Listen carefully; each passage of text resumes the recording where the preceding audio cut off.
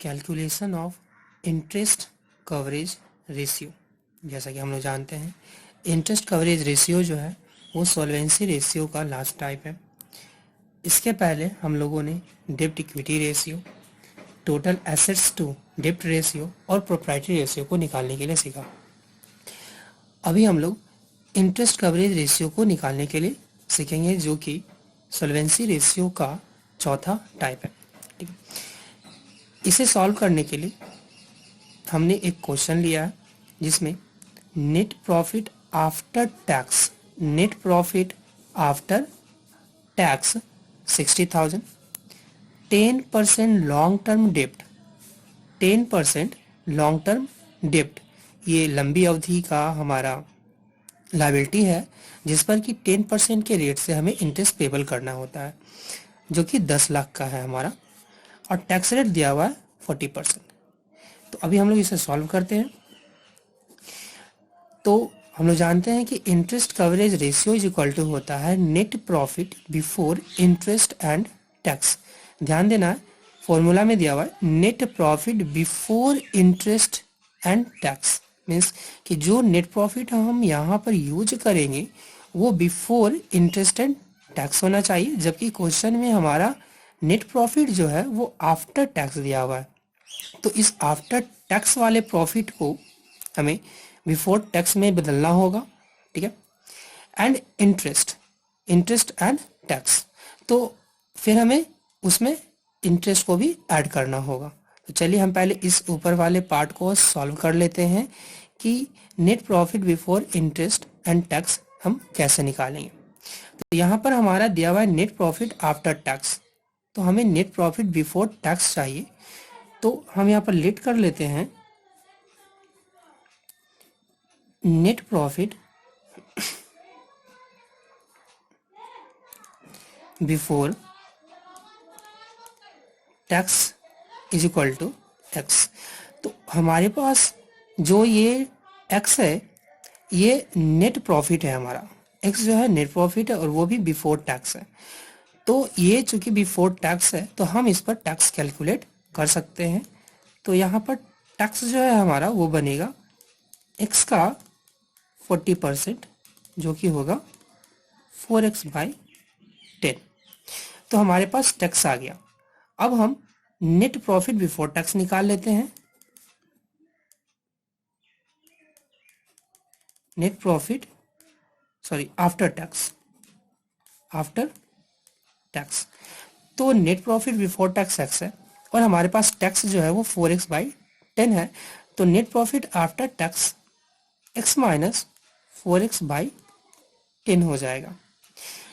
ध्यान देना है नेट प्रॉफिट आफ्टर टैक्स हमारे पास दिया हुआ भी है 60,000, तो ये जो x माइनस 4x/10 होगा वो 60,000 के इक्वल में होगा। तो हम यहाँ पर एक इक्वेशन बना सकते हैं, 60,000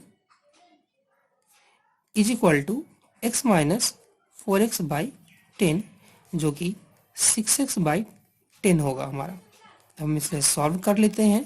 तो यहाँ पर हमारा x is equal to 60,000 into 10 divided by 6 is equal to 1 lakh. तो ये जो हमारा x निकल कर आया है वो है हमारा नेट प्रॉफिट बिफोर टैक्स, जो कि हमारा आया है 1 लाख। तो अब हमारे पास नेट प्रॉफिट बिफोर टैक्स आ चुका है। हमें चाहिए क्या, net profit before interest and tax. तो अब हमें नेट प्रॉफिट बिफोर इंटरेस्ट निकालना होगा। तो हमारे पास नेट प्रॉफिट बिफोर टैक्स है। ठीक है, अब हम यहाँ पर इंटरेस्ट कैलकुलेट कर लेते हैं। तो इंटरेस्ट ऑन लॉन्ग टर्म डेब्ट इज इक्वल टू हो जाएगा ये 10 लाख का